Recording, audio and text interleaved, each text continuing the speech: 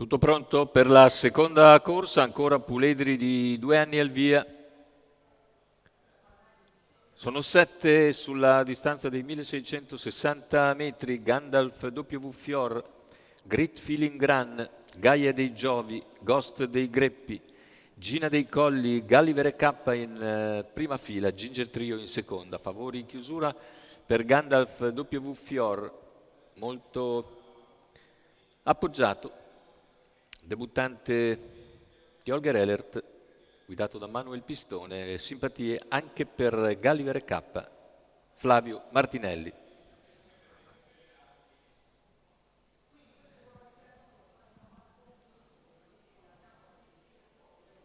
Partiti con la velocità iniziale di Great Feeling Run che riesce a contenere il tentativo di Gaia dei Giovi, che poi trova posto in seconda posizione davanti a Gandalf W Fior. All'esterno invece rimane Gulliver e K. Al comando Great Feeling completa in 15 i primi 200 di gara con Gaia dei Giovi che rimane in scia. All'esterno invece insiste Gulliver e K e va ad attaccare Gaia, Gaia dei Giovi squalificato. Intanto sbaglia Gaia dei Giovi, passa in vantaggio dopo 450 metri Gulliver, superando Great Feeling Run, mentre gli altri rimangono un po' più indietro, campeggiati da Ghost dei Greppi. Gandalf W Fior invece ha spostato all'esterno e ora cerca la progressione dopo 700 metri di gara. Tanto il mezzo miglio iniziale con Gulliver e K che lo percorre in 1,2 netto, parziale in 15,4 davanti alle tribune. In seconda posizione rimane Great Feeling Run, poi in terza c'è Ghost dei Greppi, all'esterno si impegna Gandalf W Fior, arriva il chilometro, completato nell'ordine dell'1,17,1.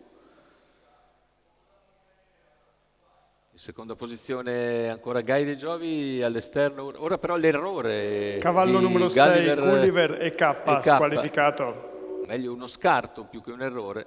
A 400 dal palo si ritrova così in vantaggio Great Feeling Run, all'esterno Gandalf W Fior, poi alla corda Ghost dei Greppi. C'è anche Gina dei Colli con più a largo Ginger Trio che prova la progressione, è retta d'arrivo. In vantaggio si presenta Great Feeling Run, all'esterno Gandalf che passa a 100 dalla conclusione ma deve vedersela con il finale di Ginger Trio a centropista.